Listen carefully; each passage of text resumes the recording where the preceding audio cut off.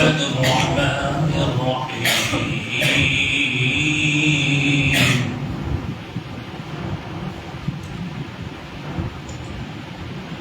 فذكر فما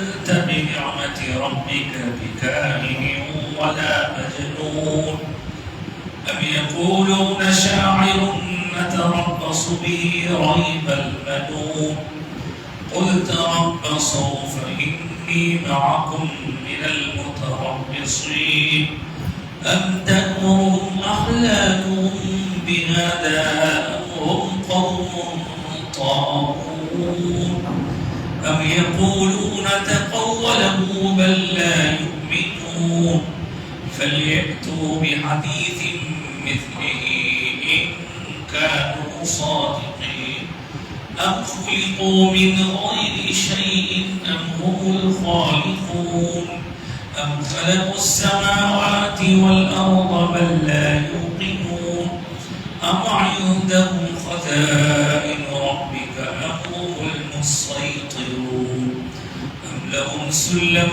يستمعون فيه فليأت مستمعهم بسلطان مبين أم له البنات ولكم البنون أم تسألهم أجرا فهم من مغرم مثقلون أم عندهم الغيب فهم يكتبون أم يريدون كيدا فالذين كفروا هم المكيدون أم لهم إله غير الله سبحان الله عما يشركون آمنت بالله صدق الله العظيم وصدق رسوله النبي الأمين الكريم ونحن على ذلك لمن الشاهدين والشاكرين. معزز مکرم ناظرین قرآن مجید کے سلسلہ وار درس کی اس محفل میں ابھی میں نے سورۃ الطور کی چند آیتیں تلاوت کی ہیں اور یہ سورۃ الطور 27ویں پارے میں ہے اور اس سورۃ الطور کا نمبر ہے 52 نمبر کا یہ سورہ ہے اور اس میں 28 آیتیں ہو چکی تھی. ان کے بعد والی آیتوں کو میں نے بھی تلاوت کی ہے اور اگر وقت کی گنجائش ہو تو انشاءاللہ آج یہ سورہ مکمل ہو جائے گا. قبل اس کے کہ آج تلاوت کردہ آیتوں کے بارے میں مزید کچھ سماعت کریں آپ اور ہم سب مل کر ایک بار بآواز بلند درود و سلام پیش کر لیتے ہیں. اللہم صلی علی سیدنا و مولانا محمد و آلہ و صحبہ و بارک وسلم. آپ کو یاد ہوگا گزشتہ اتوار کو سورۃ الطور کی پہلے رکوع والی آیتوں کو ہم نے پڑھنے کی سعادت حاصل کی تھی. اس کے متعلقات سمجھنے سے ہم نے فکر کی تھی اور اب آج اس کے بعد والی آیت در حقیقت یہ سورۃ الطور دو رکوع پر مشتمل ہے. رکوع تو اس میں 2 ہیں لیکن آیتیں چھوٹی چھوٹی ہیں اس لیے پہلے رکوع میں 28 آیتیں ہیں اور دوسرے رکوع میں 21 آیتیں ہیں. رکوع میں آیتوں کی تعداد زیادہ ہے لیکن پھر بھی 2 رکوع پر مشتمل یہ سورہ چھوٹی چھوٹی 49 آیتوں پر مشتمل ہے. 49 آیتیں اس کی جن میں ابتداء اللہ تبارک و تعالی نے کچھ چیزوں کی قسم کھائی ہے. طور کی قسم کھائی ہے, لکھی ہوئی کتاب کی قسم کھائی ہے اور اس کے ساتھ ساتھ بیت المعمور کی بھی قسم کھائی ہے. اور اللہ تعالیٰ نے وہ چھت جو سب سے اونچا ہے یعنی آسمان کی بھی قسم کھائی ہے اور پھر اس کے ساتھ ساتھ جاری رہنے والے سمندر کی بھی قسم کھائی ہے. ان قسموں کے بعد اللہ نے فرمایا کہ بے شک آپ کے رب کا عذاب آ کر رہے گا. یہ بات شروع ہوئی وہاں سے. پھر اللہ تعالیٰ نے یہ بھی فرمایا کہ اس کو کوئی روکنے والا نہیں ہوگا. پھر اس دن قیامت کے دن کیا کچھ ہوگا. اللہ اکبر. اس دن آسمان تھر تھر کانپے گا. اس دن جبال یعنی پہاڑ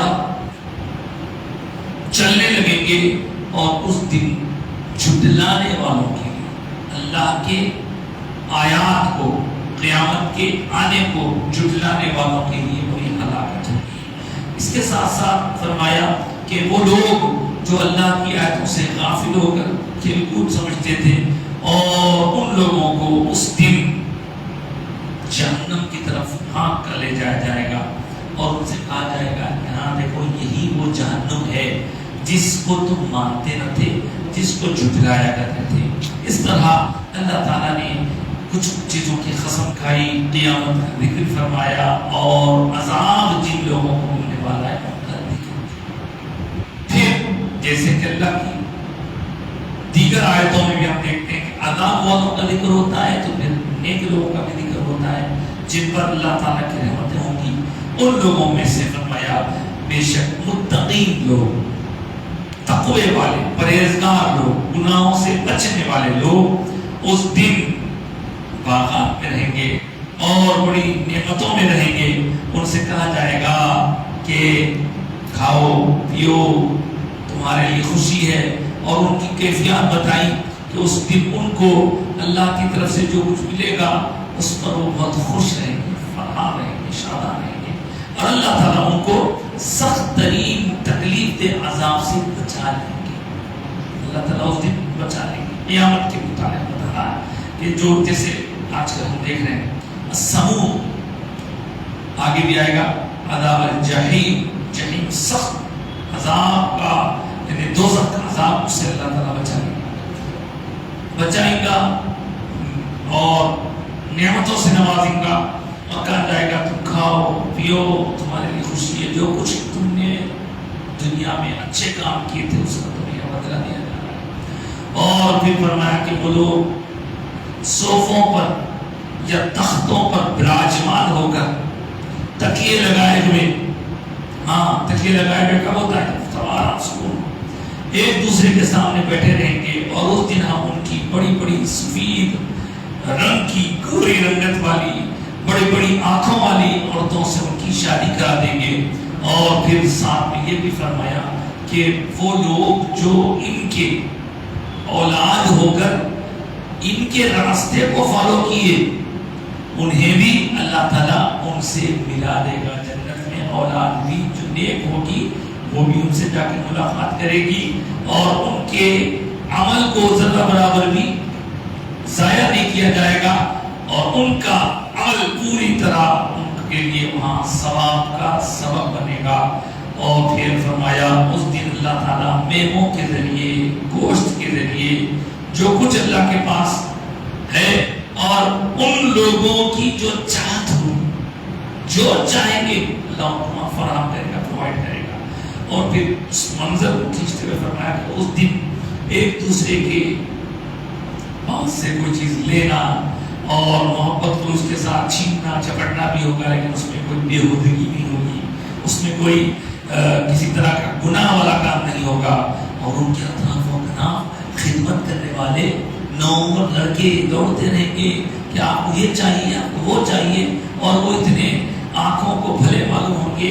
انہیں غلام، ایک تو اردو زبان میں ہم یہاں کہتے ہیں غلام نوکر کو غلام، لیکن عربی زبان میں غلام ایسے لڑکے کو کہتے ہیں جو ابھی بڑا نہیں ہوا، جس کے چہرے پہ ابھی تازگی ہے، اور ویسے بچے خدمت کے لیے پھرتے رہیں گے اطراف اطراف، یطوف طاف یطوف، تو گھومنا، گھومتے چکر لگاتے رہیں گے، آپ کو چاہیے کیا، آپ کیا چاہیے، آپ خدمت گزار رہیں گے وہاں پہ۔ اور اس کے بعد ان لوگوں کو موتیوں سے تشبیہ دی اللہ تعالیٰ نے، اور پھر وہاں ایک دوسرے سے مزے پاتے ہوئے بات چیت کرتے ہوئے کہیں گے بھائی آپ کا کیا حال ہے، ہمارا کیا حال ہے، ہم بھی بہت مزے میں، آپ بھی بڑے مزے میں، یہ سب ہوگا۔ اس کے بعد کیا ہوگا؟ پھر وہ کہیں گے بے شک ہم تو بڑے گھبرائے ہوئے تھے صاحب دنیا میں، لیکن اللہ تعالیٰ نے ہم پر مہربانی فرمائی، احسان فرمایا، اور اس نے ہمیں عذاب سے بچا لیا۔ ہم تو ڈرے ہوئے سمے ہوئے تھے، تو یہ کیفیت کیا ہے؟ نیک لوگوں کو اپنی نیکی پر غرور نہیں رہتا.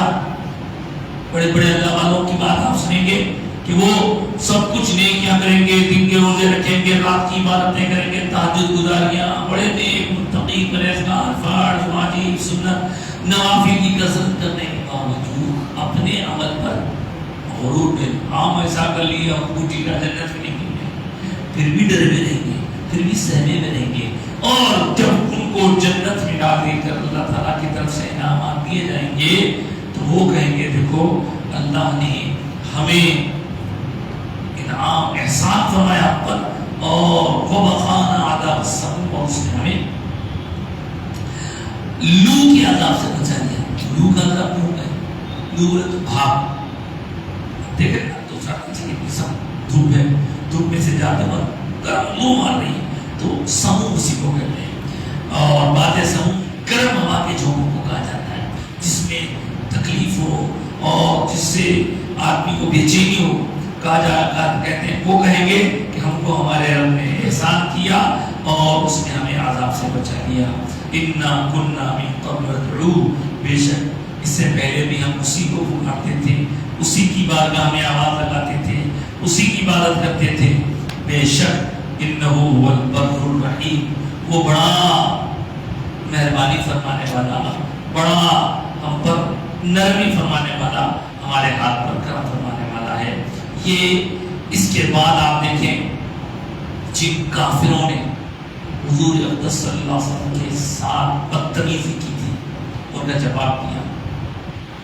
آج تلاوت کر رہا تھا یہ جتنا میں نے کہا سورہ طور کے شروع سے صرف اس کا خلاصہ میں نے بیان کیا ہے، تفصیلات تو آپ سن چکے ہیں. اس کے بعد کیا ہوا؟ اللہ پاک فرما رہے ہیں فذکر، اے حبیب آپ ان کو نصیحت کرتے رہیے، برائی سے بچاتے رہیے، نیکیوں کی طرف راغب کرتے رہیے، اللہ کے احکام سناتے رہیے. آپ کا کام لوگوں تک اچھی بات پہنچانا ہے. تذکیر کہتے ہیں نصیحت سنانے کو. اور میرے آقا سرکار تو عالم صلی اللہ علیہ وسلم کے بارے میں اور مقام پر بھی آیا فذکر انما انت مذکر، اے حبیب بے شک آپ کو ہم نے لوگوں کے درمیان نصیحت کرانے والا بنا کر بھیجا ہے، آپ لوگوں کو نصیحت کرتے رہیے.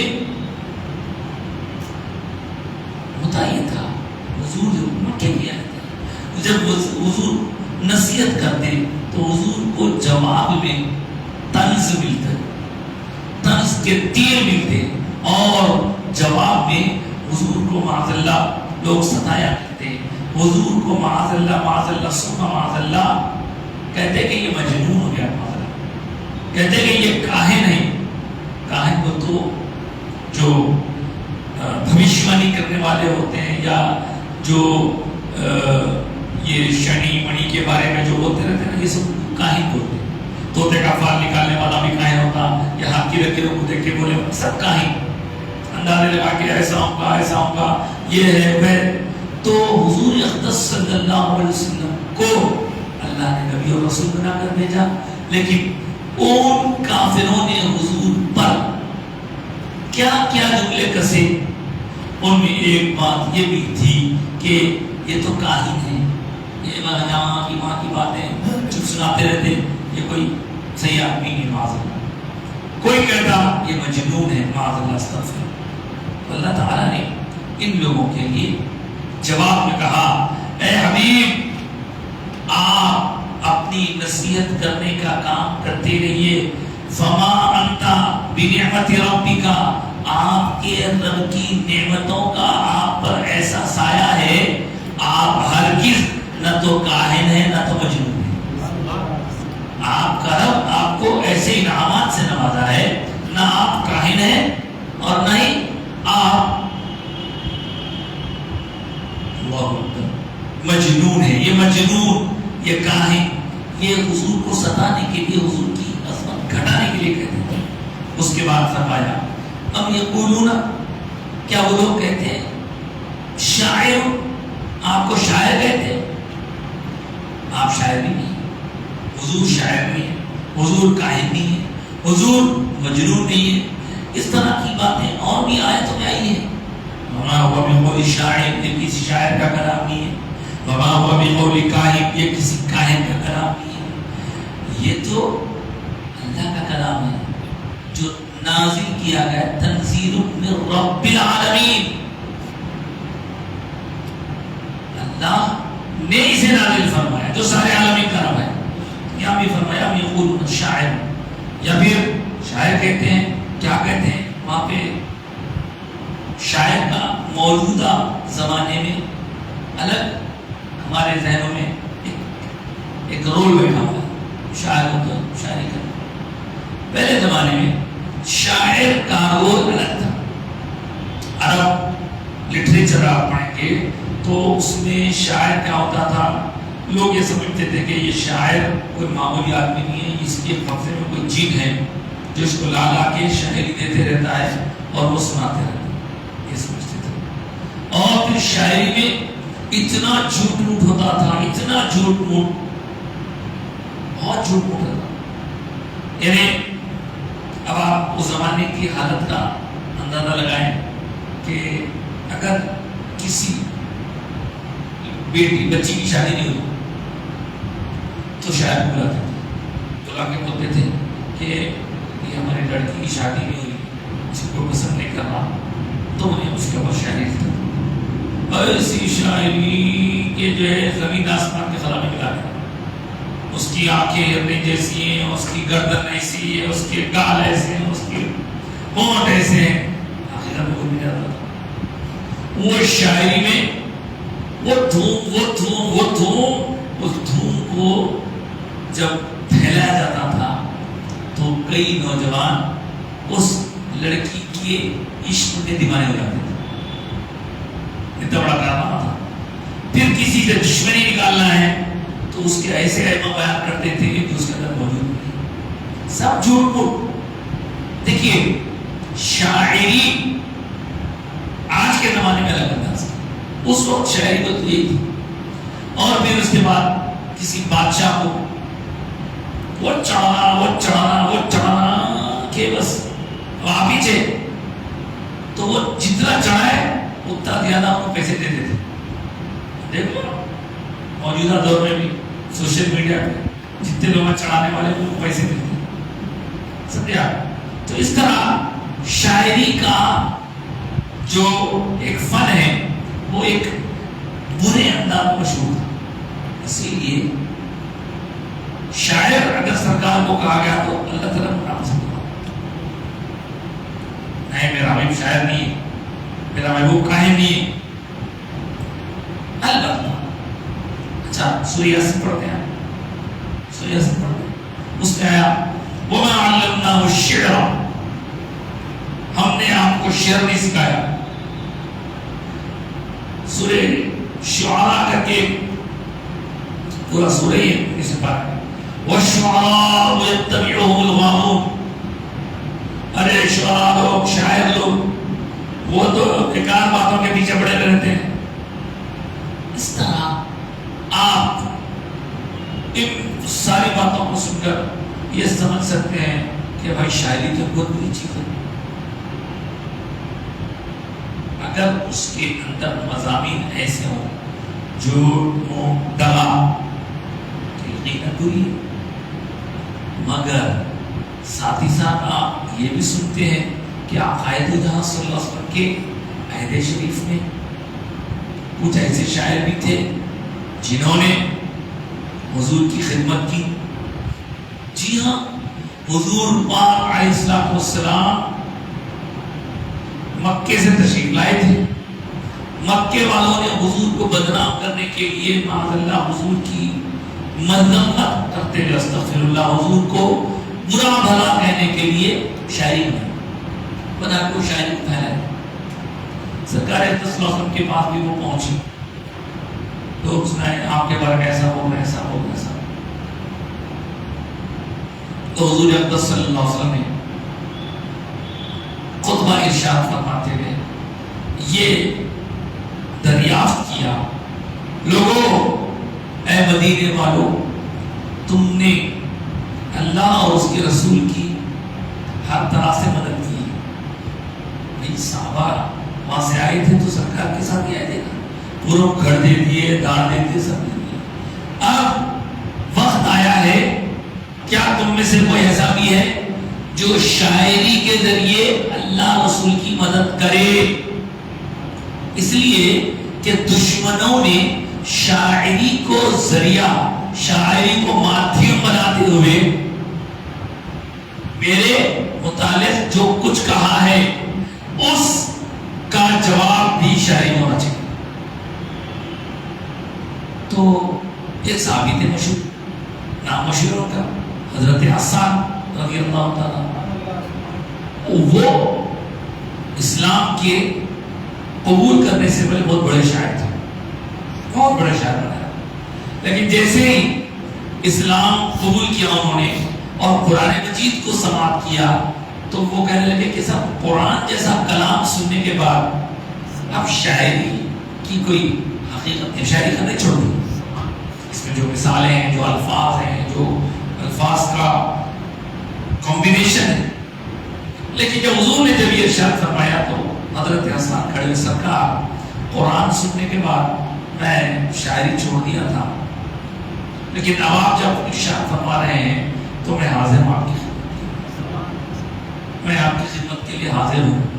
اور حضور کی خدمت میں جب یہ بات پہنچی کہ حضرت حسان حاضر ہیں تو حضور نے اسی وقت اللہ سے دعا کی کہ اے اللہ یہ حسان ہے جو تیرے نبی کی مدد کرنے، تعریف و مدح کرنے کے لیے کھڑے ہوئے ہیں، اللہم ایدہ بروح القدس، اے اللہ ان کی روح القدس کے ذریعے مدد فرما۔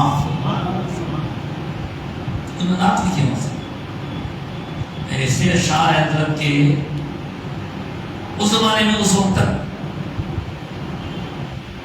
ابو سفیان اسلام نہیں لائے تھے۔ ابو سفیان کون ہے؟ یہ مکے کے سردار تھے، تو ابو سفیان کی طرف سے بھی کچھ گستاخی ہوئی تھی سرکار کی شان میں، جو لڑکا کے کہنے لگے کہ اے ابو سفیان تیری زبان سے یہ الفاظ نکلتے ہیں میرے رسول کے بارے میں، اور ڈانٹ کے اس کو کہا کہ تیری اوقات نہیں ہے کہ سرکار کے بارے میں کچھ کہہ سکے۔ اس کے بعد فرمائے کہ ہم ہمارا گھر بار سب کچھ حضور کی عزت پہ قربان ہے۔ حضرت حسان کیا اشارہ ہے، ہمارا سب گھر بار حضور کی عزت پہ قربان ہے۔ اسی شاعری کے درمیان آپ نے یہ بھی فرمایا حضور وہ لوگ آپ کی مذمت کر رہے ہیں، آپ کی برائی بیان کرنا چاہ رہے ہیں، اور میں آپ کی تعریف کے لیے کھڑا ہوں، یا رسول اللہ آپ جیسا حسین میری آنکھوں نے دیکھا ہی نہیں۔ احسن منک لم تر قط عینی، یہ اشعار کس کے؟ حضرت حسان کے۔ واجمل منک لم تلد النساء، اور یا رسول اللہ آنکھ نے نہیں دیکھا، ایک جملے میں کہا، دوسرے جملے میں کہا ارے آنکھ دیکھے یا نہ دیکھے کسی عورت نے آپ سے زیادہ خوبصورت جنم ہی نہیں دیا۔ یہ تھا۔ پھر کہنے لگے کہ آپ دنیا میں ویسے پیدا کیے گئے ہیں، کیسے؟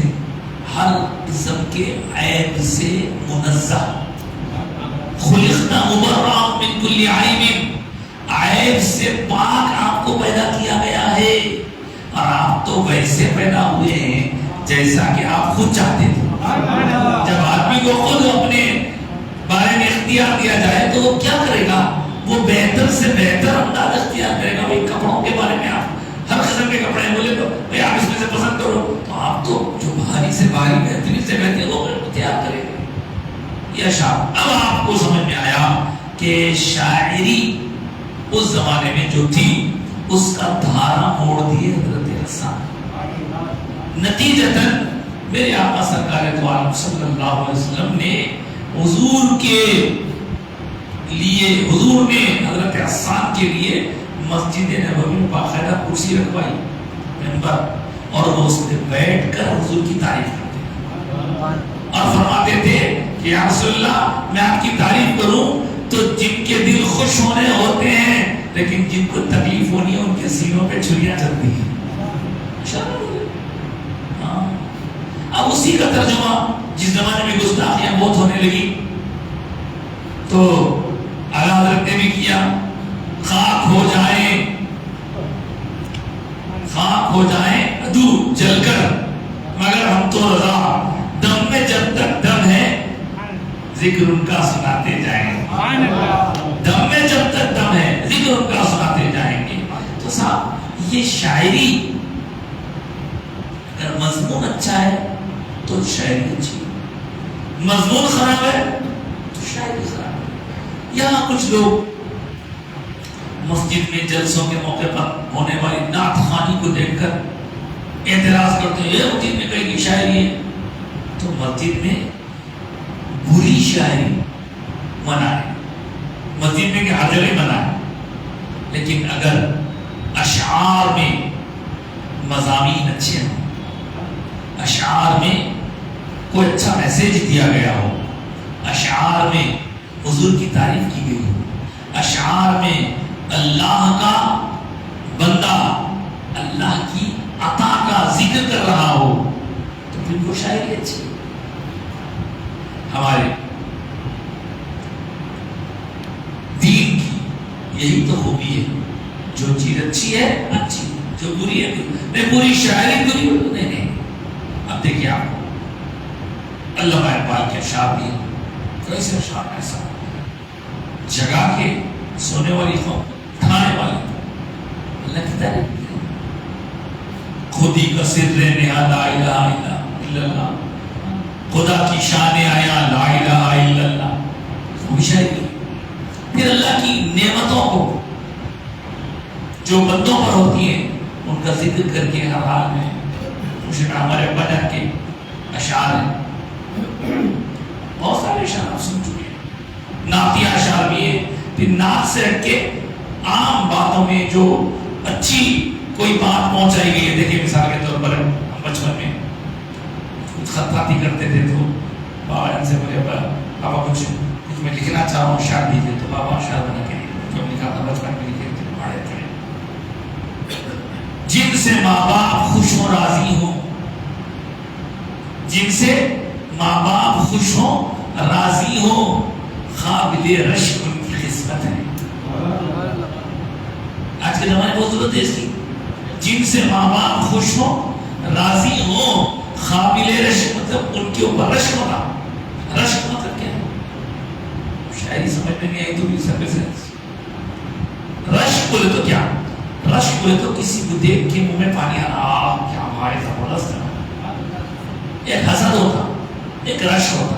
حسد میں جس کے پاس نعمت ہو اس نعمت کے بارے میں نیگیٹو تھنکنگ ہو. ارے اس کو کیسا ملا، خدا کرے غارت ہو جائے، انہیں گاڑی نہیں خریدا، انہیں ٹکر ہو کے مر جائیں گے. تو یہ ہے حسد، کیونکہ ان پر رشک ہو. لیکن رشک کیا ہے؟ یا اللہ تیرے خزانے میں کچھ کمی ہے کیا؟ اس کی گاڑی دلا تو ایک بھی دلا سکتا نا، ایک بھی دے دینا. یہ رشک، رشک جائز ہے، حسد ناجائز. تو رشک قابل رشک، کیا بات ہے، کیا اچھا ہوتا ہے. جن سے ماں باپ خوش ہو راضی ہوں قابل رشک ان کی قسمت ہے. یہ ارشاد مصطفیٰ اعظم، ماں کے قدموں کے نیچے جنت ہے. حدیث کا ترجمہ ہو گیا، حدیث کا ترجمہ ہو گیا. پھر شاعری دیکھ رہے ہیں ایسا بہت. بابا بچپن میں لکھ کے دیے تھے تو میں لکھتا تھا، لیا کے بتاتا تھا. اب ہے وہ پرانے لکھے کبھی نکالنا پڑے گا اس کو. اسی طرح شاعری میں میسیج اچھا ہے، پیغام اچھا ہے. اب اور ایک شاعری بری چیز نہیں ہے. آپ بولیں گے کہ ہم صاحب سامنے قرآن رکھ لے کے آپ شاعری میں بری باتیں اگر تو شاعری بری، شاعری اچھی ہے تو اچھی. دیکھیے ایک شاعر صاحب نے آ گئے، سنیے آپ اس سے پہلے. ہر چیز مسبب سبب سے مانگو. دیکھو کیسا اس کے اندر ایک مزہ ہے. سبب بولے تو سورس، مادھیم. ہاں اس کے ذریعے سے کوئی ملتا. جیسے ہم دنیا میں آئے تو ماں باپ کے ذریعے دنیا میں آئے. اب کسی کو رزق مل رہا ہے آسمان سے ٹپکنے والا نہیں, اس کو جانا پڑے گا, محنت کرے گا, پڑھنا. تو یہ ہے سبب. سبب کا ایک بنانے والا ہے, سورس کا سورس میکر وہ ہے اللہ. یا مسبب الاسباب. بھئی ایک بندہ پڑھیں گا, جا کے کمائیں گا تو اس کو وہاں سے اگلے ملیں گی, تو وہاں سے انہیں آ کے سامان لائیں گا تو اس کی بیوی کو دیں گا, تو بیوی یہ آٹا ہے تو پیسیں گی, پیس کے یا پیسا آٹا لائیں گا تو دال کے روٹی. یہ سب ذریعہ ہے. تو ہر چیز مسبب سبب سے مانگو, منت سے, خوشامد سے, ادب سے مانگو. ہر چیز مسبب سبب سے مانگو, منت سے, خوشامد سے. منت بول تو عاجز منت کر بولتے ہیں. منت سے, خوشامد سے, ادب سے مانگو. کیوں غیر کے آگے ہاتھ پھیلاتے ہو؟ بندے ہو اگر رب کے تو رب سے مانگو. کیسا نام ہے شاعری کا مضمون برا, شاعری بری. آپ سنیں, میرے آقا سرکار دو عالم صلی اللہ علیہ وسلم بھی اشعار سنا کرتے تھے. جن اشعار میں باتیں اچھی ہوتی سنتے تھے. حضرت ام المؤمنین بھی اشعار کے بہت سارے اشعار ایسے اشعار کا ذوق ختم ہو گیا تھا. پہلے زمانے میں کیا ہوتا تھا, مطلب بیعت بازی ہوتی تھی, اچھے اشعار پہلے بچے یاد کرتے تھے, یاد کر کے وہ شعر سناتے, وہ شعر کے آخری حرف کے مناسب شعر بولتے تھے. اب میں بولا بیعت بازی میں تو یہ کیا ہوتا تھا, آپ کو انتاکشری ہوتی سمجھا, جلدی سمجھ آتا. انتاکشری فلمی گانوں کی ہوتی غالب ہو, لیکن شعر شاعری کی ہوتی ناتی اشعار. ہمارے ناتی اشعار اور آپ سنتے ہیں. بولتے ہیں ہمارے گھر اچھے گھرانوں میں سماحول رہتا تھا. یوٹیوب پہ ہماری بیت بازی میں کے بازو پڑوسی مل کے آتے بعد بچے لوگ یہیں پہ ایک شعر بولتے ہیں, جو شعر بولتی جیپ پہ رکاتے سے مانگو بولا, مانگو بولتے, آخر میں باؤ ہے اردو میں, ہندی میں تو گا ہے. اب گا سے بولنا شروع, یا پھر باؤ ہے باؤ سے بولنا. اب بولا وہ علم و حکمت سکھانے والا, مراد غریبوں کی برلانے والا. اب الف سے آیا, الف سے آیا تو ارے وہ نہ سمجھ قربان ہو جائے ان کے روزے پر. یہ لمحے زندگی میں بار بار آیا نہیں کرتے. یہ آ گیا, یہ آ گیا. یا نبی نسخے تسخیر کو میں جان گیا. اس کو سب مان گئے, آپ کو جو مان گیا. پھر ابھی گایا اے خدا. چلیے اس کو بہتر نہیں بولتے. اس کے اندر کیا ہوتا تھا, اچھے اچھے اشعار یاد کرنے کو ملتے تھے, سننے کو ملتے تھے, اور موقع پر شعر بولتے تھے. اور اس کے اندر اردو لٹریچر کا بھی فائدہ ہوتا. اب ہمارے بچوں اردو پڑھتے ہیں. چلیے اب یہ الگ ٹاپک ہے, کہیں اور نکل گئے. ایک 4 مصرے اور سناتا ہوں. بچپن میں یاد کرا تھا, اب تو نئے یاد کرنا پتا, بچپن میں یاد ہوئے تھے.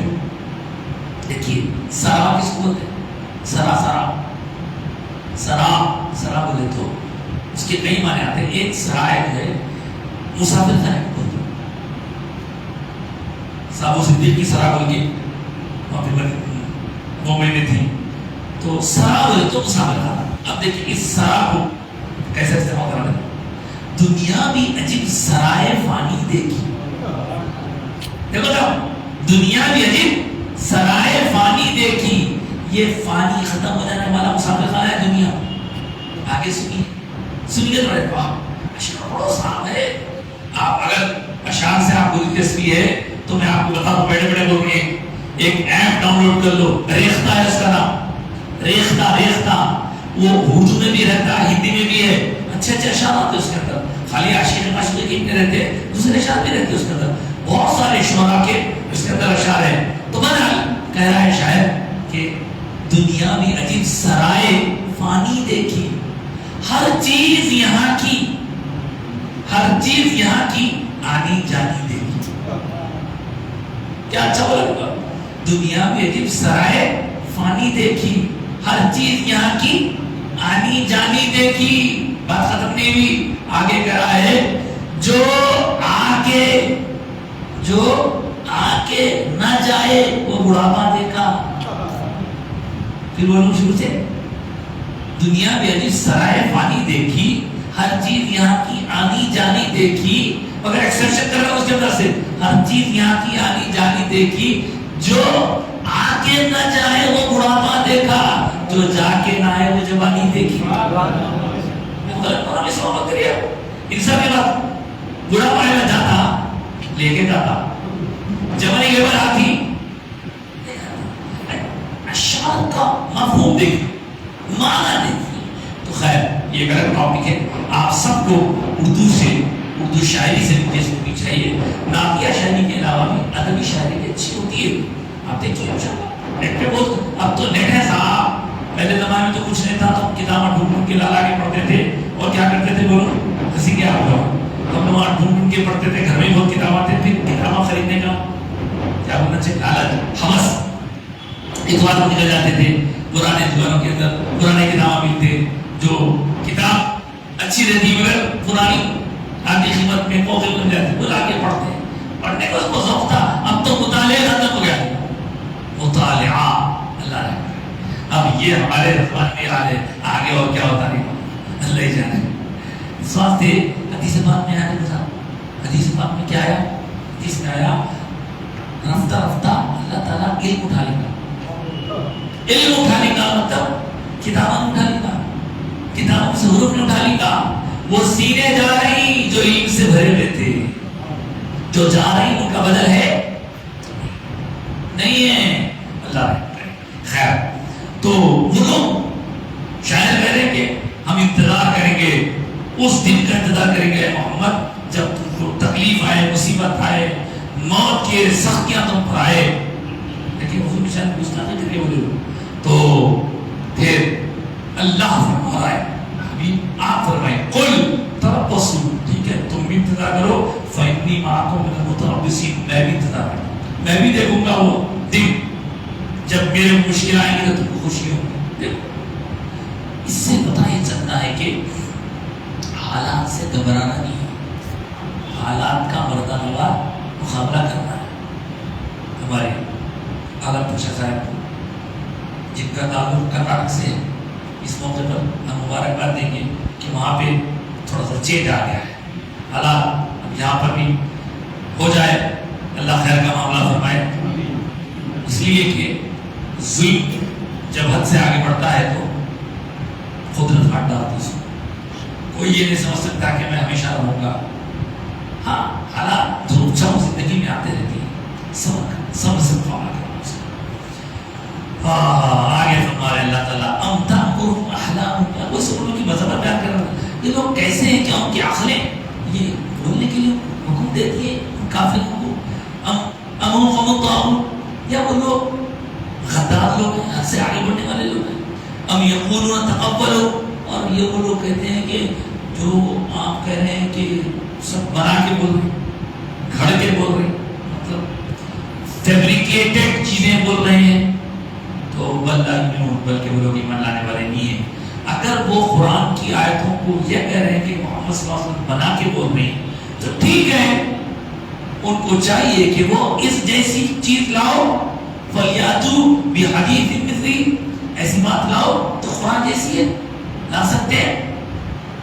ان کا صادقین، اگر تم سچے ہیں، اگر وہ لوگ سچے ہیں تو اس قرآن جیسا کلام لاؤ بنا کے، اللہ کا کلام بنا کے لا سکتے تھے۔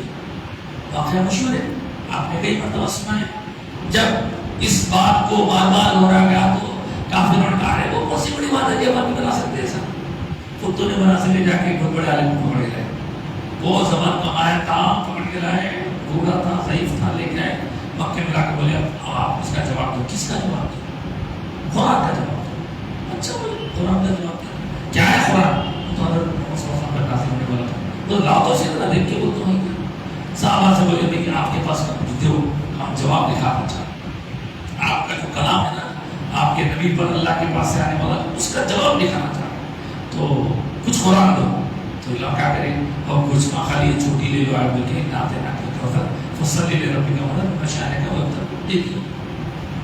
آپ اس کو دیکھ کے وہ آئس والے صاحب بڑی کوشش کرنے لگے، بڑی محنت کرنے لگے اس جیسے معیار کا کلام لکھنے کی، اور سر پھوڑے، خود سر پھوڑے، قلم ہاتھ میں لے رہے ہیں، لکھنے جا رہے ہیں، پھر بھول گیا پچھلے جا رہے ہیں پھر جا رہے ہیں اور قلم آپ میں لیتے آتے جناب تیار لکھ رہے جواب. بہت دیر کے بعد میں جو ہے لکھنا شروع کرے اللہ کو چکنے لگے گودی میں ڈائنی سرکار آپ دیکھو پھر کیا ہوا. پھر اس کے بعد میں جو لکھنا شروع کرا آپ لکھ دیا جواب ہمارا آدمی آپ بتائیں گے جا کے محمد کے لوگوں کو صلی اللہ علیہ وسلم جواب لکھ کے انہیں بتایا لے پڑھو. لے کے پڑھے تو آنکھاں پھٹے رہ کے انہوں نے کیا لکھا تھا انا اعطیناک الکوثر فصلی لربک وانحر ان شانئک هو الابتر. یہ تو اللہ کا کلام ہے. اس کا جواب لکھنا تھا. بندے نے نیچے لکھا ما ھذا قول البشر انا اعطیناک الکوثر فصلی لربک وانحر ان شانئک هو الابتر. یہ مولا کا کلام. اب بندہ لکھا ما ھذا قول البشر مطلب کیا ہے یہ کسی انسان کا کلام ہے چاہیے. جس کو بلائے تھے جادو وہ جو سر چڑھ کے بولے ہوتے نہیں. دشمن کے زبان سے نکل گیا میں اس کا جواب نہیں لکھ سکتا کیونکہ یہ ایسا کلام ہے اس کا تو لکھ ہی نہیں سکتا. تو بھائی بولنا یہ ہے کہ اس کا جواب لا نہیں سکتے. فَلْيَأْتُوا بِحَدِيثٍ مِثْلِهِ تو ان کو چاہیے کہ بلائیں اس جیسے کوئی ایک بات لائے. ایک کانو صادقین اگر وہ سچے ہیں. سورہ بنی اسرائیل میں اللہ نے ایک فرمایا حبیب آپ فرما دیجئے قل آپ کہہ دیجئے لئن اجتمعت الانس والجن على ان یأتوا بمثل هذا القرآن. آپ کہہ دیجئے پیارے مصطفیٰ کہ اگر سب ایک جگہ جمع ہو جائے جنات اور انسان لئن اجتمعت الانس والجن دونوں بھی جمع ہو جائے پورے انسان پورے جنات وہ دونوں بھی ایک دوسرے کی مدد بھی کریں کر کے اس جیسا کلام لانے کی کوشش کریں. لا یأتون بمثلہ اس جیسی مثال جیسا قرآن لا ہی نہیں سکتا. کیا ہو سکتا اللہ کے کلام کا کھولا ہو سکتا. ام خلقوا من غیر شیء ام هم الخالقون. ارے وہ لوگ خود بنانے والے ہیں تو خود بنے ہوئے ہیں تو کیا بنائیں گے. اس کے بعد ام عندهم خزائن ربک کیا آپ کے رب کے ان کے پاس کچھ خزانے ہیں کیا. یہ جو لوگ اعتراض کر رہے ہیں اعتراض کرنے والوں پر بات ہو رہی ہے. ام هم المسیطرون کیا یہ لوگ کچھ زبردستی حکومت کرنے والے ہیں. ام لهم سلم یستمعون فیہ یا ان کے پاس کوئی سیڑھی ہے کہ آسمان کو لگا کے یہ لوگ آسمان سے کیا ہو رہا ہے سب سننے والے ہیں. فَلْيَأْتِ مُسْتَمِعُهُمْ بِسُلْطَانٍ مُبِينٍ لاؤ وہ کوئی ایسی چیز جو یہ سن سکیں اور ان کے لیے دلیل بن سکے. ان کے سب اعتراضات کا جواب دیا جا رہا ہے. کافروں کے اعتراضات کے جواب. ام لَهُ الْبَنَاتُ وَلَكُمُ الْبَنُونَ. اچھا یہ لوگ کیا بولے تھے بنو یہ جو فرشتے بولتے ہیں یہ اللہ کے بیٹیاں ہیں بولے. تو اللہ تعالیٰ ان کو کہہ رہا ہے اچھا ام لہو البنات ولکم البنون اس کے واسطے بیٹیاں تمہارے واسطے بیٹے یہ مجھے نہ لگا. اس طرح ام تسألهم اجرا فهم من مغرم مثقلون. اے حبیب آپ کیا ان سے کچھ اجرت تو نہیں مانگ رہے کوئی مزدوری تو نہیں مانگ رہے اس کے لیے پھر ان کو اتنا بھاری کیوں بنا رہے سب. ام عندهم الغیب فهم یکتبون یا ان کے پاس کچھ غیب کی باتیں جس کو وہ لکھ رہے ہیں. اب یریدون کیدا کیا وہ لوگ سازش کرنا چاہتے ہیں مکاری کرنا چاہتے ہیں. فالذین کفروا هم المکیدون. سچی بات تو یہ کہ جو لوگ کافر ہیں وہی اصل اپنے آپ پر مکاری کر رہے ہیں. اس مکاری کا نقصان حبیب پاک کو نہیں ہونے والا ہے انہی کو ہونے والا ہے. ام لہم الہ غیر اللہ کیا ان کے لیے اللہ کے سوا بھی کوئی خدا ہے. سبحان اللہ عما یشرکون. اللہ کی ذات پاک ہے ہر اس بات سے جو کچھ کے وہ لوگ اللہ کی ذات میں شریک ٹھہرا رہے ہیں. حضرت گرامی یہ گفتگو جو بھی آپ نے سماعت کی یہ سورہ طور کی آیت نمبر 43 تک ہوا. اس کے بعد کا حصہ انشاءاللہ آنے والی نشست میں کریں گے. آج کی گفتگو ہم یہی روکتے ہیں، البتہ اس کے ساتھ ساتھ آپ کی خدمت میں آج چونکہ شوال کا مہینہ ہے، ہم پچھلے 2-3 اتواروں سے ہی چاہ رہے تھے، لیکن اتفاق کی بات یہ کہ آج اس کا وقت آیا ہے۔ آج شوال کی شاید 23 تاریخ ہے، اور اسی شوال کے مہینے میں احد کا معرکہ ہوا تھا، غزوہ ہوا تھا، اور اس غزوہ احد میں مسلمانوں کا تھوڑا سا نقصان ہوا تھا، لیکن ہوا یوں کہ حضور اقدس صلی اللہ علیہ وسلم کے پیارے محترم چچا حضرت امیر حمزہ کی شہادت نے پورے مدینے کو خوفزدہ کر دیا تھا۔ تو آج تھوڑی دیر کے لیے حضرت امیر حمزہ کا ذکر کیا جائے گا۔ حضرت امیر حمزہ رسول پاک صلی اللہ علیہ وسلم کے ساتھ تین رشتے رکھتے ہیں، 3 طرح سے تعلق ہے آپ کا حضرت امیر حمزہ کا۔ حضرت امیر حمزہ رضی اللہ تعالیٰ عنہ سرکار اقدس صلی اللہ علیہ وآلہ وسلم کے پہلے تو چاچا ہوتے ہیں۔ دوسرا رشتہ آپ کا یہ ہے کہ آپ کی امی سرکار تو عالم صلی اللہ علیہ وسلم کی امی اور حضرت امیر حمزہ کی امی آپس میں رشتوں کی بہنیں ہوتی ہیں، جزادار بہنیں۔ اس طرح ان دونوں کے درمیان خلیل بھائی کا رشتہ بھی ہے۔ تیسری بات یہ ہے کہ حضور پاک علیہ السلام کے 2 سال پہلے آپ پیدا ہوئے تو ایک عورت ہے جس کا نام ہے سویبہ، اس عورت کا دودھ حضرت امیر حمزہ نے بھی پیا اور سرکار دو عالم صلی اللہ علیہ وسلم کو بھی ان کا دودھ پلایا گیا۔ تو ایک ہی خاتون کے 2 حضرات اگر دودھ پیتے ہیں تو ان دونوں کے درمیان میں بھی دودھ والا رشتہ قائم ہے۔ تو چاچا، خالہ بھائی اور دودھ بھائی، یہ 3 رشتے ہیں۔ چوتھی بات یہ تھی کہ حضور سے چونکہ عمر میں فرق کم تھا، اس لیے بہت زیادہ محبت حضرت امیر حمزہ کو تھی، اور سرکار دو عالم صلی اللہ علیہ وسلم کو بھی حضرت امیر حمزہ سے بہت محبت تھی، آپس میں تو بہت محبت تھی۔ اور اس محبت کا نتیجہ یہ کہ سرکار دو عالم صلی اللہ علیہ وسلم کو ایک مرتبہ ابو جہل نے بہت سخت ستھرا ظلم زیادتی کی، مار پیٹ کی، تو اس وقت آپ یعنی حضرت امیر حمزہ کہیں باہر رہ رہے تھے شکار کرنے کے لیے۔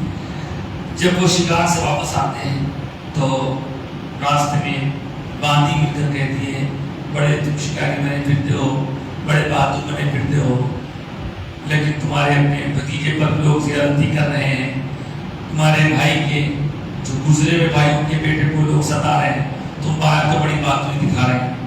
تو مطلب ایک طرح سے ان کو ابھارنا تھا۔ ہاں، اور کیا کیا؟ تو ابو جہل نے آج تمہارے بھتیجے کے ساتھ بدسلوکی کی اور ظلم زیادتی کی، مارا پیٹا۔ ہاں ایسا وہیں سے پلٹے گھر نہیں گئے، پلٹے معلوم کرے ابو جہل کدھر ہے، بتایا گیا کہ وہ کعبے کے پاس اپنے دوستوں کے ساتھ بیٹھا ہوا ہے۔ بڑے بہادر تھے، بڑے شدید تھے، گئے جا کے اپنے تیر کمان کا جو کمان ہوتی اس کمان سے مار کے ابو جہل کا سر پھوڑ دیا۔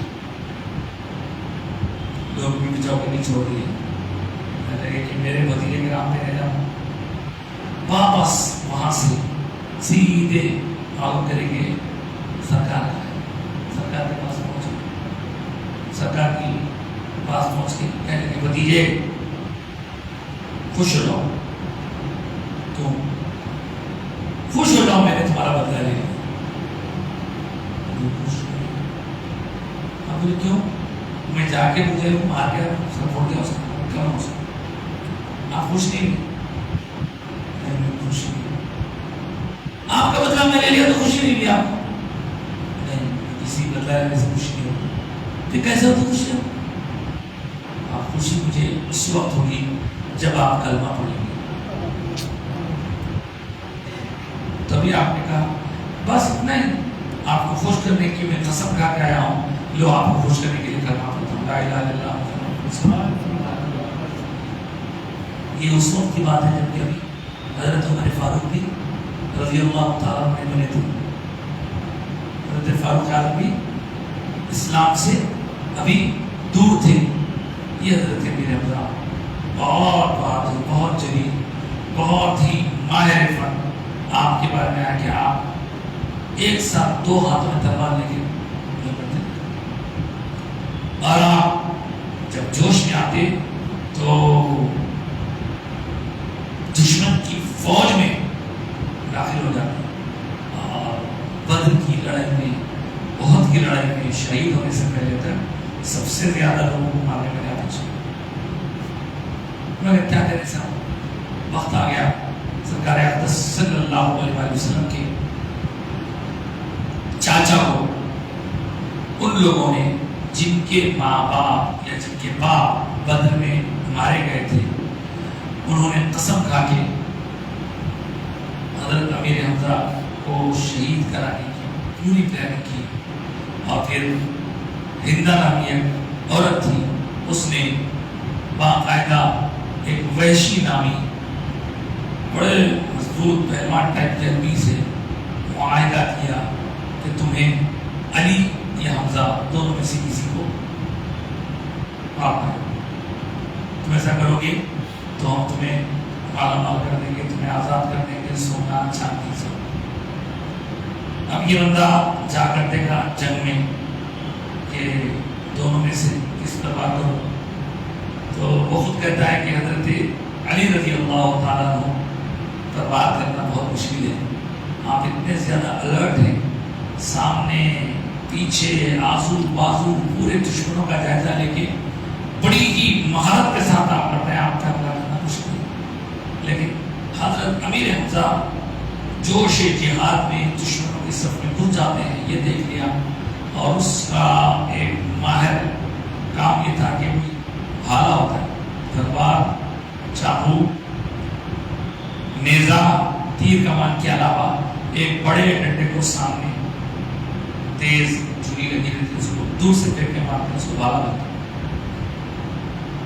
اس بھالے کا وہ ماہر تھا، اس نے تاک میں رہ کر ایک پتھر کی آڑ میں چھپ کر حضرت امیر حمزہ کو نشانہ بنایا.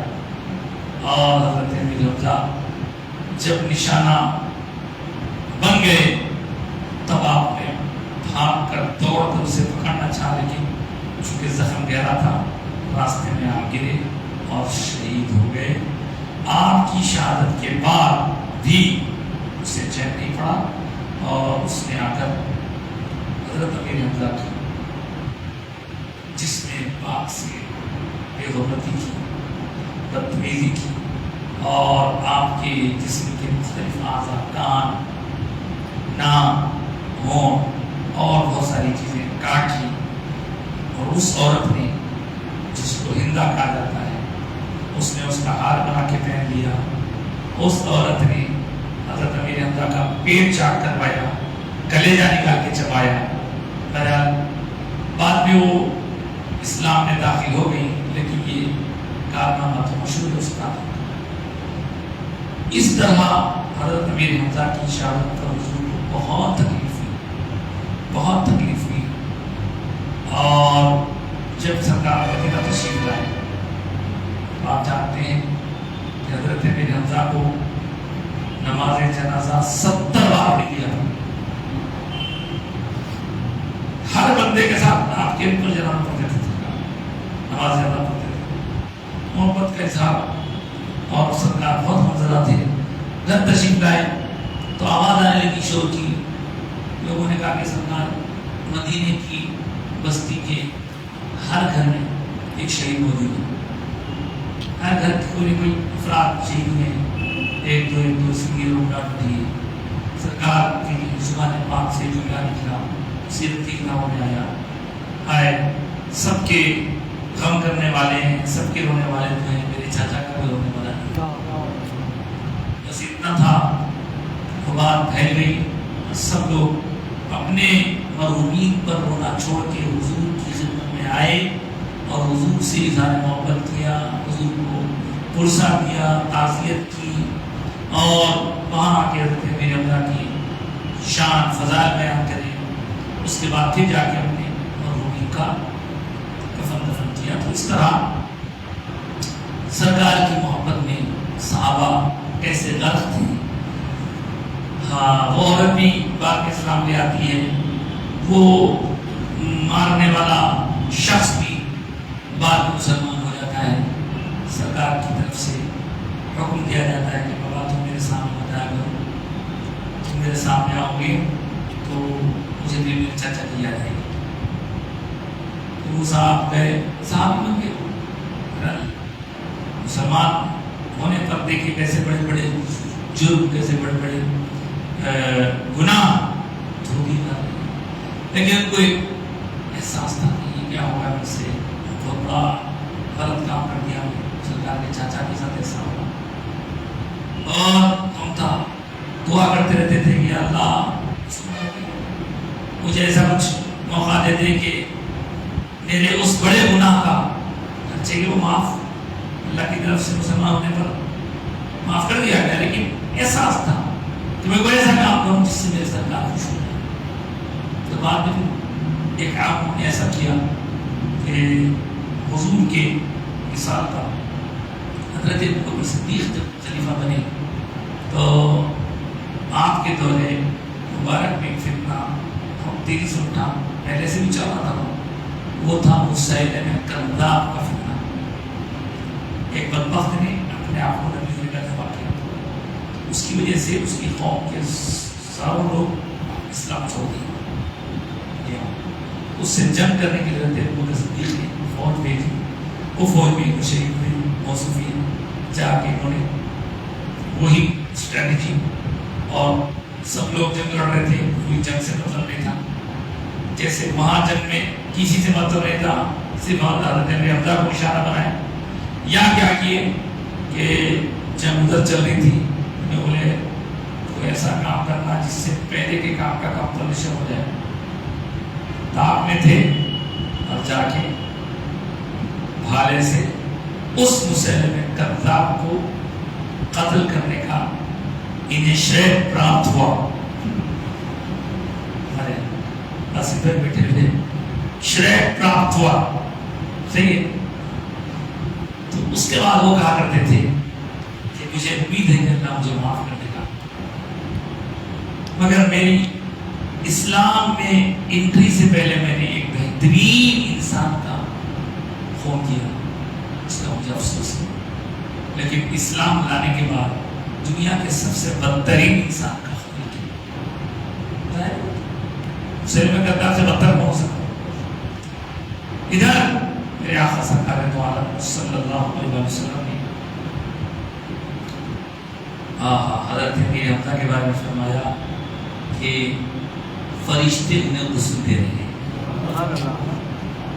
فرمایا حضرت امیر حمزہ آسمانوں میں فرشتوں کے زبانوں پر ہے ان کا تذکرہ, اور اصل اللہ و رسولی کا نام, اللہ کا شعر, اللہ رسول کا شعر.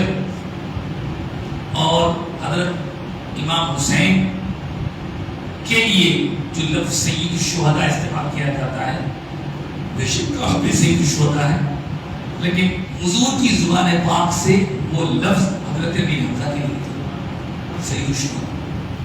اور پھر آج بھی جو لوگ مدینہ جاتے ہیں وہ جانتے ہیں, مدینہ جا کے آئے سو لوگ کہ حضور اقدس صلی اللہ علیہ وسلم کے پاس لوگ حاضر ہونے سے پہلے بہت سے لوگ حضرت امیر حمزہ کے پاس حاضر ہوتے ہیں. حضرت امیر حمزہ رضی اللہ تعالیٰ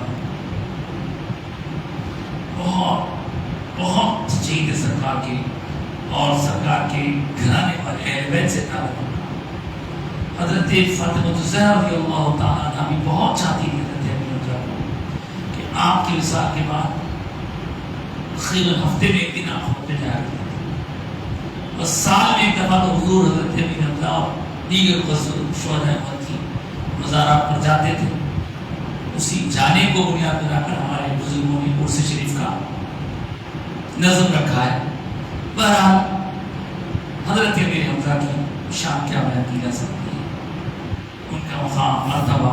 بعض لوگوں نے تو یہاں تک کہا کہ حضرت امیر حمزہ اگر شہید نہیں ہوتے اور باقی رہتے، حضور کا وصال ہو جاتا تو پہلے خلیفہ نبی نے درج ہوتا، اتنا ان کے پاس کمانڈ تھا، اتنی سب پر، لیکن اللہ کی مرضی۔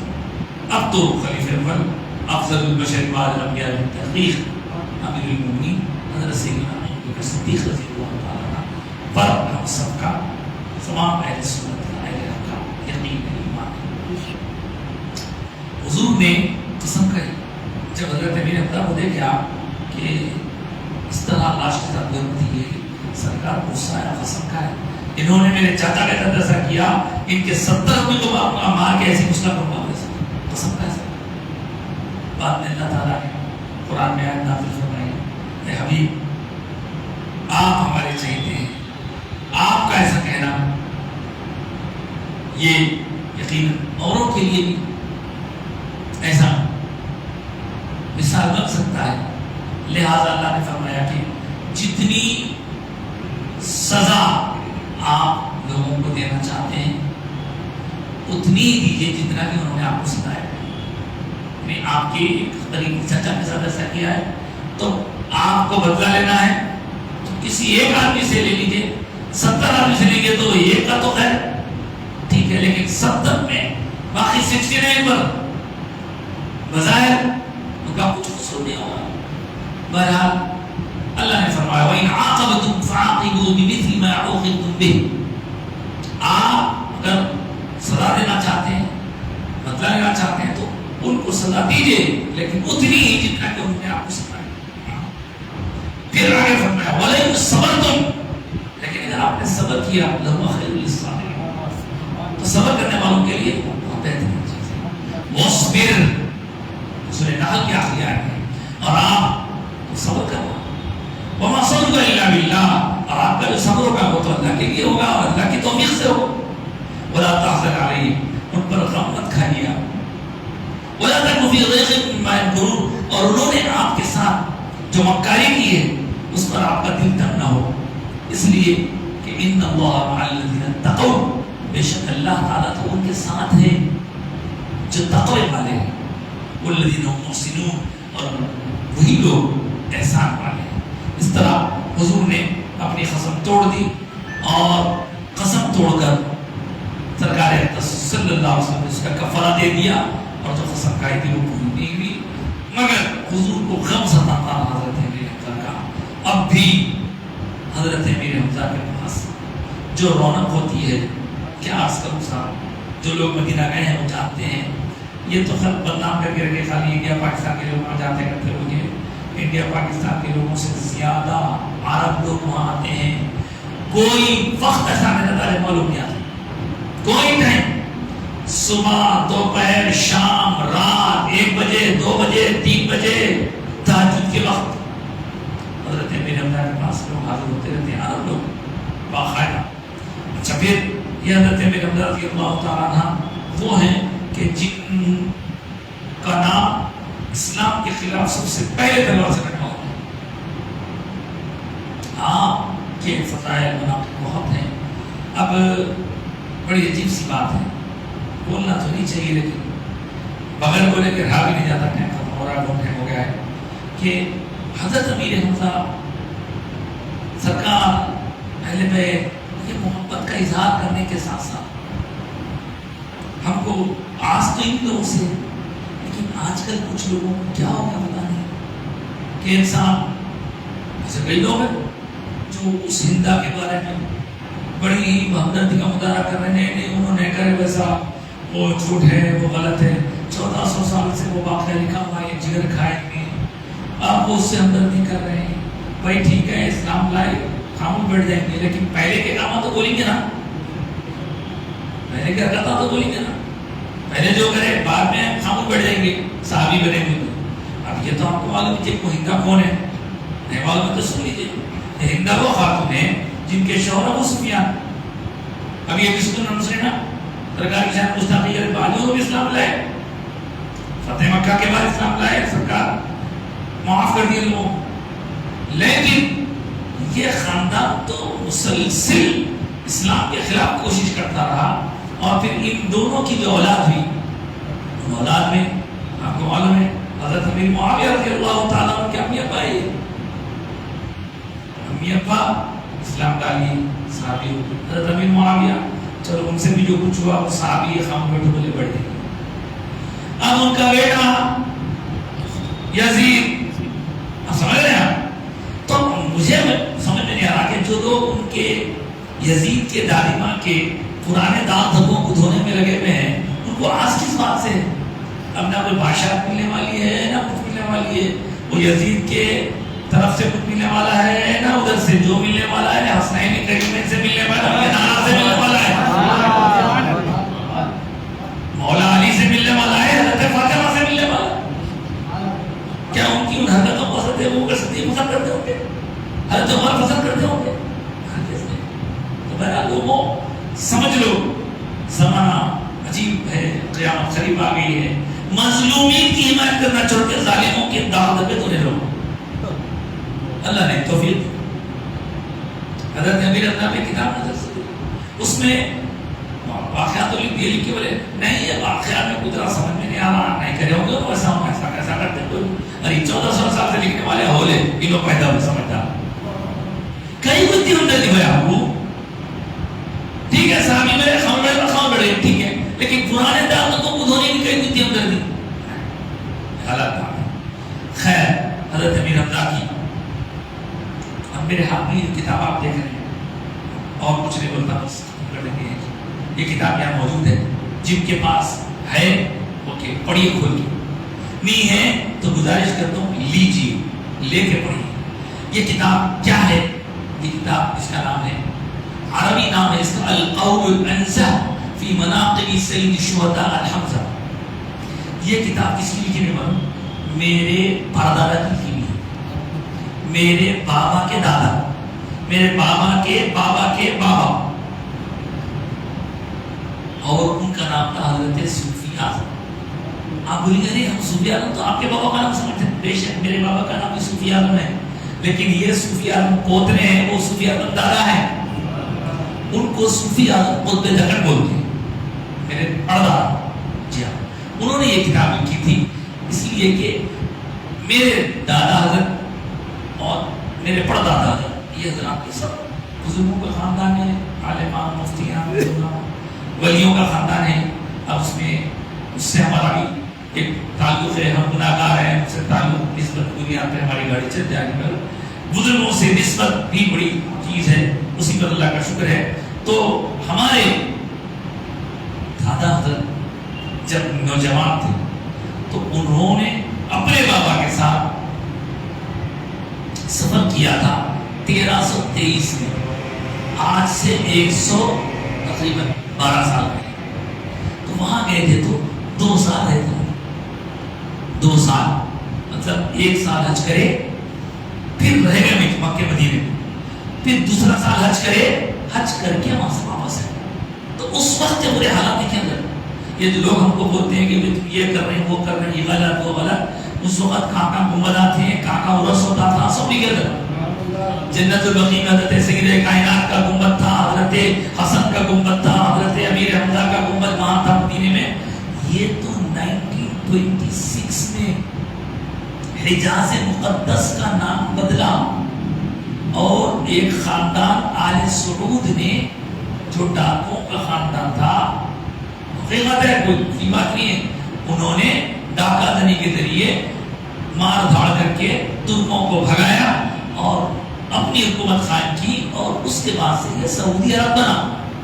اور انہوں نے آج سے تقریباً 97 ایئرس بیک مکے مدینے میں تباہی مچائی اور مدینے منورہ کے پورے گنبدوں کو اٹھا دیا، لوگوں خبروں کھلے کر دیے. اس سے پہلے تو سب کچھ وہاں سے سیکھے، پڑھنا عرس وہاں سے سیکھے، فاتحہ وہاں سے سیکھے، چہلم وہاں سے سیکھے، زیارت سب وہیں سے سیکھے سب مسلمان. اب یہ 100 سال کے عرصے میں گڑبڑ ہو گئی.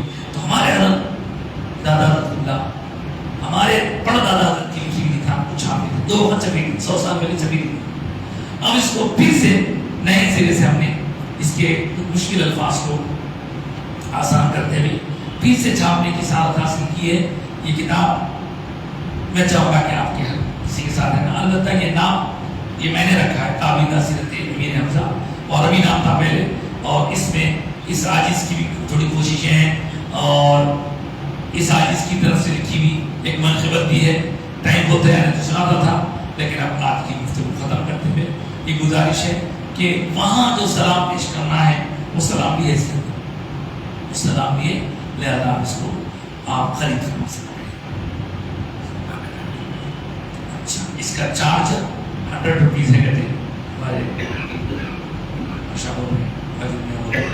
آپ حضرات رکھیے. اردو پڑھنے آتا تو اچھا ہے، نہیں آتا تو گھر میں پڑھنے آتا تو پڑھے. ایک سوال، کیا اسلام میں ایک کے تین ہو گئے؟ 1 mutual investment, 2 stock marketing, 3 shares trading کی اجازت ہے؟ سنیے، یہ جواب تفصیل طلب ہے لیکن مختصر اتنا کہ mutual investment, stocks marketing, shares trading کے اندر نفع نقصان سے لگا ہے، اس لیے وہ جائز ہے. مگر اس کے ایک ٹو ساری قسمیں جائز نہیں ہے. اس میں کی کچھ چیزیں ایسی بھی ہیں جو جائز نہیں ہے. مثال کے طور پر آپ ایک کمپنی میں انویسٹ کرتے ہیں، شیئرز خریدتے ہیں اس کے، لیکن اس کمپنی کا پروڈکٹ شراب ہے، وہ کمپنی سور کا گوشت بیچتی، تو آپ اس کے اندر شامل ہو گئے نا. اب اگر نفع آئے گا تو نفع آئے گا نا. تو یہ ایک مثال ہے، اور بھی بہت سارے اس کے اندر تفصیلات ہیں. وہ ایسی ایک چھوٹی چیٹی یا ایک 5 منٹ اس میں ایسا نہیں ہے. تو اسٹاک ایکسچینج اور ٹریڈنگ، میوچل ٹریڈنگ، انویسٹمنٹ، یہ سب کچھ ہے، لیکن ہر چیز کے اصول، قاعدے، قانون بنے ہوئے ہیں. آپ کون سا اڈاپٹ کرنا چاہ رہے ہیں وہ جانکاری کیجئے، بتائیے تو بتائیں گے ہاں اس میں یہ خرابی ہے، یہ اچھی ہے. کیونکہ ہمارے جو عالم بننے کا جو کورس ہوتا، اس کورس میں یہ خاص طور سے پڑھایا کتاب البیوع، خرید و فروخت کے معاملات. مولانا بھی پڑھے ہوئے ہیں، مولانا بھی پڑھے ہوئے ہیں، سب پڑھے ہوئے ہیں ماشاء اللہ. تو اس طرح یہ اتنا چھوٹا سوال نہیں جس کو ایک جملے میں کہہ دیا جائے کہ بھائی فاتحہ دینا نہیں دینا، آپ دینا آسان. لیکن یہ تفصیل ہے جس کو جو مطلب ہے. اب کیا ہے، آپ کا اس میں انٹرسٹ ہے، آپ بیٹھے پوچھے تو نہیں. اب سب کا نہیں ہے، اب سب لوگ آپ پہلے سیدھے سے بیٹھے ہوئے 1-1.5 گھنٹہ ہو گیا، گفتگو لمبی ہو گئی. آج کی گفتگو میں یہ ختم کرتے ہیں. اللہ کی بارگاہ میں دعا کرتے ہیں کہ اللہ تعالیٰ ہمارے اس پہلے سے قبول فرمائے، جو کچھ کا سنا سے قبول فرمائے، اس کا بھی ہوتا ہے معاف فرمائے، ہمارے ہاتھ فرمائے، ہمارے قبول فرمائے. ہماری طرف سے ہم ان سب کے لیے دعا کرتے ہیں جن جن لوگوں نے تیری بارگاہ میں دعا کے لیے کہا ہے. بیماروں کو ٹھیک کرنے والا، جو جس مرض مبتلا ہے، چاہے وہ جسمانی، روحانی یا دماغی مرض مبتلا ہے، ان کو صحت عطا فرما، بے روزگار کو روزگار عطا فرما. خاص طور سے مولا جو ہم سے ملتے جلتے ہوئے بہت سے لوگ ہوتے ہیں کہ جو آپ پڑھے لکھے ہیں لیکن نوکریاں نہیں ہیں، ان کے لیے نوکریاں مبتلا فرما. اور یا اللہ انبیاء کی لڑکیوں کی شادیاں جو مسئلہ بنے ہوئے ہیں آسانی پیدا فرما، شادی شدہ لوگوں کو خوشحالی عطا فرما، رشتوں کو مستحکم فرما دے، رشتوں کے اندر استحکام عطا فرما، اسلام کا قائم رکھ، ایمان کا قائم، اور قرضوں کو عطا فرما دے. ظالم حکمرانوں کی خدا حکومت سے ہمیں نجات عطا فرما. اور ہم سب نے جو دعائیں کی